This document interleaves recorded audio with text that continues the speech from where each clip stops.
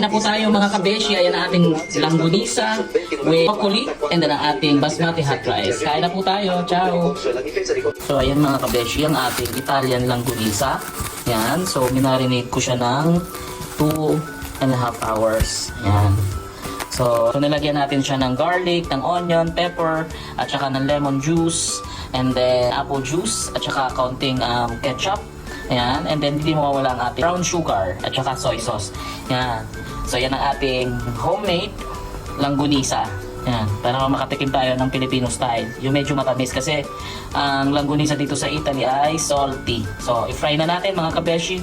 First lagay muna natin mga kabeshi ang ating olive oil. Ayan. Ito ang ating oil, lagay na natin ang ating longganisa.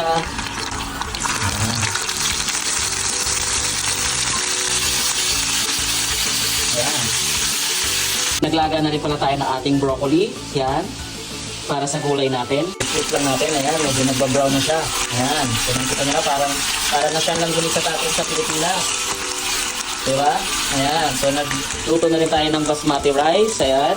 Pabetsyo ng konting olive oil ang ating broccoli. Ayan. So ngayon, ayan. Lagay na natin ating mga longganisa. Ang ating ulam for today's video. Longganisa with broccoli. Ayan. So kain na po tayo mga kabeshi. Ciao!